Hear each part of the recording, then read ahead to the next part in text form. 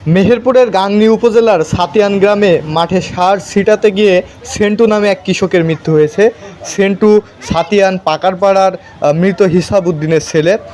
স্থানীয়রা জানায় যে আজকে সকালে সে তার ধানের জমিতে অর্থাৎ সাতিয়ান গ্রামের যে জলের মাঠ রয়েছে সেখানে সার ছিটাতে গিয়ে হঠাৎ করেই মারা যায় এবং মারা যেয়ে কিন্তু সে সারের বস্তার সাথেই পড়েছিল। পরে প্রত্যক্ষদর্শীরা তাকে দেখে এবং সেখান থেকে তাকে উদ্ধার করে নিয়ে আসে।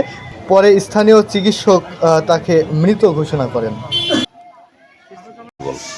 ওইখানে গিয়েছে যাই ও থুইছে মাঠে মাঠে মাঠে যাই বস্তাটা থুইছে। বস্তাটা থোয়ার পরে হচ্ছে ও বসেছে, বসার পরে হয়তো বা সেন্স ছিল। এখন বস্তাটা যখন থয় সেখন সেন্স ছিল, বসেছে। বসার পরে ও যখন আরও খারাপ করছে সেখন ও শুয়ে পড়েছে।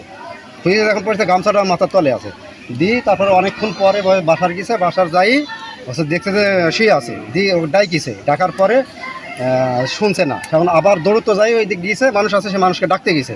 ওই মানুষকে যখন ডাকতে যাই সেখন দেখছে যে হচ্ছে যে মুজাম নাই।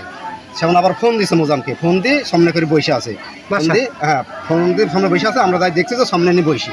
সামনে নিয়ে যখন বসে আছে সেখন আমরা মনে করছি হয়তো ও ভালো আছে। ও যাই দেখছে যে সাধারণ হয়ে গেছে, মারা গেছে অলরেডি পড়ে আছে। সে এখন জায়গা আমরা ধরে নিয়ে যাই, লিখে নিয়ে যাচ্ছি। আচ্ছা, সাপটাপে কামড়িয়েছে কিনা এরকম কোনো? সাপটাপে কিছু কামড়ায়নি। ও বাচ্চাটা থুই ওইখানে ওই অবস্থা পড়ে একদম ভালোভাবে পড়ি। এখন ও শুয়ে আছে।